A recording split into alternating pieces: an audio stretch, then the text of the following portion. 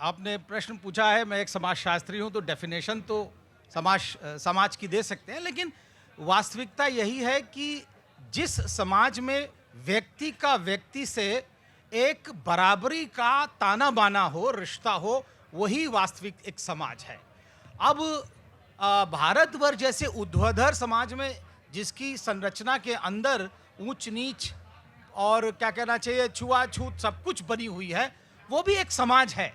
लेकिन हम क्योंकि सभ्य समाज के अंदर रह रहे हैं, तो हमें ये करना पड़ेगा कि क्या हम अंतरक्रिया, इंटरैक्शन के रूप में उसकी परिस्थिति, उसका स्टेटस और उसकी भूमिका, इसमें कम से कम समानता ला सकें, तब कहीं एक समाज बनेगा।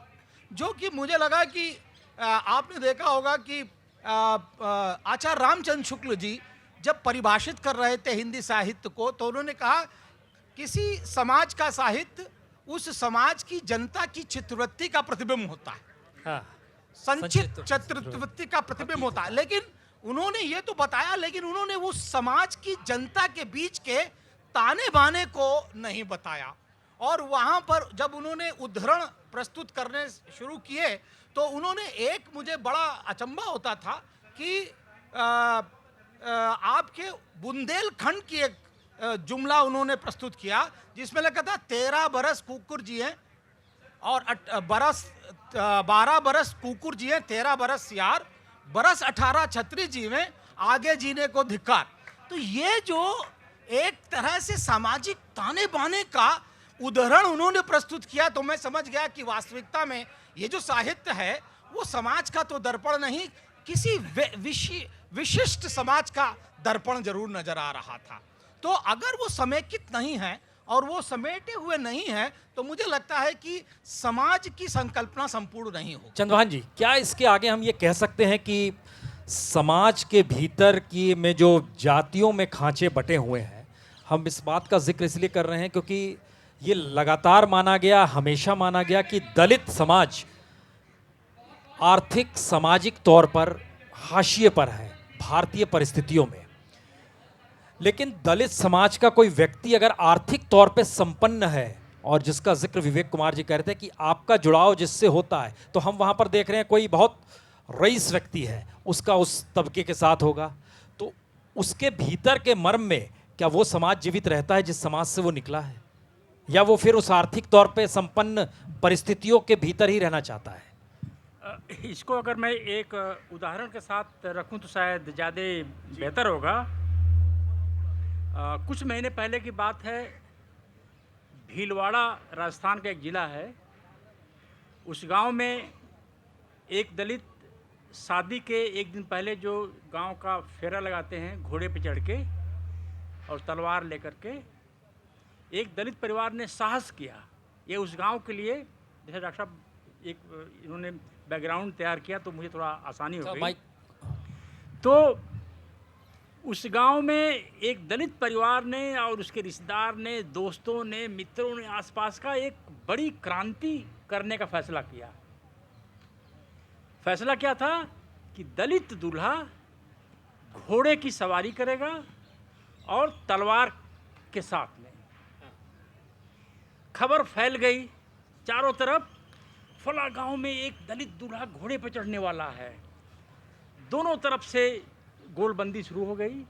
जिला प्रशासन को मालूम पड़ा, एसडीएम आए, एसएचओ आए, थाने की फोर्स आई, जो वहाँ के पारामिलिट्री फोर्स है। जैसे लगता था कि कोई एक बहुत बड़ी घेरेबंदी हो रही है।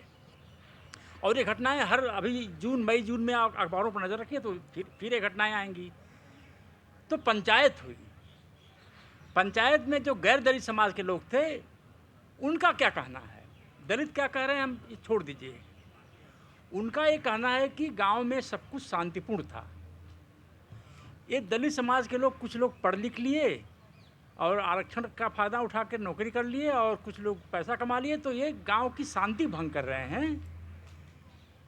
जब गांव के लोग ये कह रहे हैं कि आप मर्सिडीज़ की सवारी कर लो, आप हेलीकॉप्टर में आओ, इस मोहल्ले, इस गांव में, गांव के बाहर के लोगों को कोई दिक्कत नहीं है, पर ये घोड़े पर चढ़ने की जिद क्यों है? इनको ये नहीं मालूम कि घोड़े पर सवारी का अधिकार किसका है। और ये तलवार क्यों लेके चलना चाहता है दूल्हा? बोफोर्स तोप ले आए, टैंक लाए, राइफल लेके चले, इसे मालूम नहीं कि तलवार किसकी चीज़ है। तो ये घटना आई और चली गई, अखबार में छपी, हमारे दोस्त वहाँ से जाके सारी कहानी हमें बताए। अब ये बताइए कि आज मान लीजिए कि अमेरिका का भारत पर शासन हो जाए और शासनकर्ता यह आदेश पारित कर दें कि इसमें जो इस जाति के हैं उनको इस जनपद पर चलने का अधिकार नहीं है, तो कैसा लगेगा? कैंडल मार्च निकलेंगे कि नहीं निकलेंगे?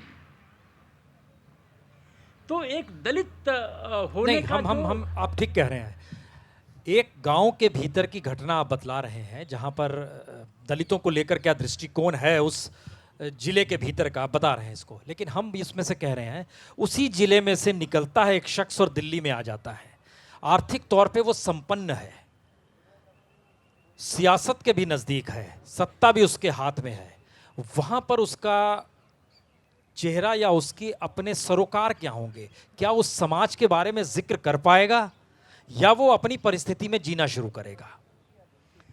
यह दोनों होता है। वह अपनी परिस्थिति में जीना चाहेगा और उसको जीना चाहिए, क्योंकि अगर वह जीता है क्या? आपने देखा है ऐसा कहीं?